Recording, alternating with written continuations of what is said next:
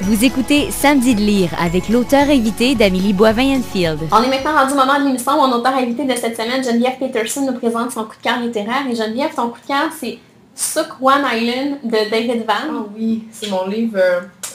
Mais tu sais, c'est tout le temps compliqué de se faire demander quel est son coup de cœur littéraire quand on lit comme nous, là, mais il y a beaucoup de livres qui m'ont marqué beaucoup, auxquels j'ai repensé longtemps.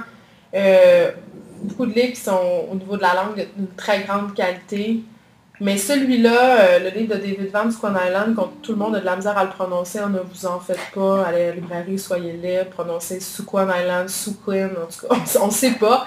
C'est un très beau livre. En fait, c'est l'histoire d'un petit gars dont les parents sont divorcés. Puis son père, il veut aller passer un long moment en Alaska, vraiment sur une île isolée où ils seront coupés de tout. Au début, il ne veut pas y aller, puis c'est sa mère qui le convainc d'y aller. Donc, il décide de suivre son père. Et rapidement, il se rend compte que son père, non seulement est en dépression majeure, c'est-à-dire qu'il passe ses nuits à brailler puis à capoter, mais qu'il ne connaît rien à la vie en forêt.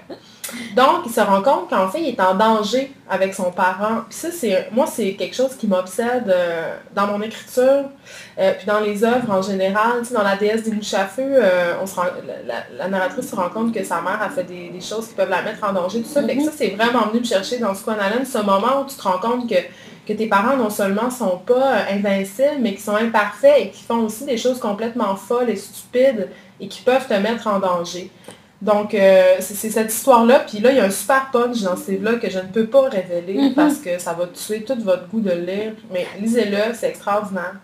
Est-ce que tu l'as lu avant d'écrire La déesse des mouches à feu? Oui, je l'ai lu avant d'écrire La déesse des mouches à feu. Je ne sais pas si David Vann, c'est un auteur qui m'a influencé, mais je pense qu'il m'a influencé dans la description comme je parlais tantôt, de cette nature un peu plus grande que soi, d'une nature qui est là, mais qui est oppressante, qui est dangereuse. Tu sais, c'est pas la belle nature, belle, bucolique, qui peut rien nous arriver dedans, là. C'est fais-moi 40, tu peux mourir. Donc, moi, c'est un peu ça que j'aime dans les trucs de David Vann, cette espèce de tragique, la forêt tragique, si on veut. Parce qu'au Saguenay, quand on grandit au Saguenay puis on va dans les chalets, tout ça, on se rend vite compte qu'il faut être très prudent parce qu'à chaque année, sur les Monts-Valais, il y a des gens qui meurent parce qu'ils ont été imprudents, parce qu'ils ont fait du skidoo sur un lac qui s'est mis à neiger, puis ils ont perdu leur chemin, puis on les retrouve le lendemain gelés sur leur skidoo parce qu'ils ont manqué d'essence dans le fond d'une baie. Mais c'est ça, Suk One Island, ça raconte qu'il faut pas prendre le bois à la légère, puis qu'on s'avance pas comme ça dans un espèce de retour à la terre à 2 balles sans conséquence, tu sais. Assez catastrophique. Faut le dire. Non, c'est ça. Ça va pas bien se passer pour ce petit gars-là et son père en Alaska. Mais il y a de très belles scènes. J'ai jamais eu autant le goût de manger du saumon cru que quand j'ai lu Suk One Island. Oui, parce qu'il pêche le saumon. Puis moi, j'ai grandi en pêchant la truite, puis la truite grise, puis le saumon. Puis c'est des scènes de pêche. Souvent, quand on lit... ça paraît quand on lit des livres que si les auteurs ont juste fait des recherches Wikipédia sur la pêche, tu sais, ce gars-là, il a vraiment pêché. On le voit, on le sent dans la technique, dans l'écriture, mais aussi dans les techniques qu'il décrit de pêche. Oui, puis ça m'a enchanté de voir ça, tu sais, puis c'est un truc que je trouve super important en fiction, l'espèce d'authenticité, la véracité, le côté roots, pardon, pour le mot anglais, de l'affaire, tu sais. Ouais, on voit vraiment le fumoir qu'ils utilisent pour faire. Oui, on le sent quasiment, ce mot, en tout cas, ça me donne même faim d'en parler. Mais comment t'as découvert ce livre-là, Geneviève?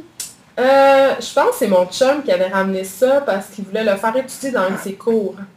Ouais, puis il avait laissé traîner ça sur la table de la cuisine. Il faut savoir que chez nous, il y a des livres partout, là. D'ailleurs, ça trouve beaucoup les ouvriers qui sont ici en ce moment en train de faire des rénaux chez nous. Ils se demandent pourquoi on a autant de livres, ça me fait toujours rire.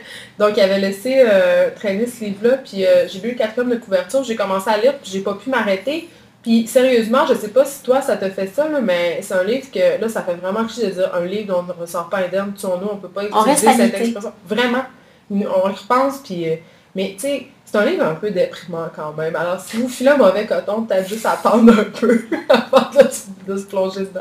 Mais ça fait réfléchir. Ouais. Est-ce que toi, tu aurais tendance un jour à vouloir t'isoler pendant plusieurs mois, partir comme ça? Mais moi, je m'isole sans arrêt. Ah oui? Moi, je suis la fille la plus sauvage de la Terre. J'ai vraiment besoin d'être seule souvent. Je m'isole peut-être pas en Alaska, mais je m'isole à bien des places. Je m'isole dans mon bain. Quand je suis plus capable de mes enfants, je ferme la porte, puis je m'en vais prendre un bain, ou je m'isole dans mon bureau.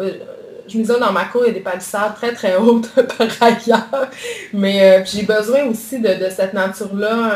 L'hiver et l'été, je m'en vais dans le bois, puis sans Internet, sans rien. Ouais, c'est sûr que c'est pas aussi drastique que l'isolement dans Swan Island, mais c'est quand même un isolement dont j'ai besoin, moi, pour même pas pour écrire, juste pour arrêter, prendre une pause un peu de l'effervescence de la vie. Là. Mettre ton cerveau à off un peu.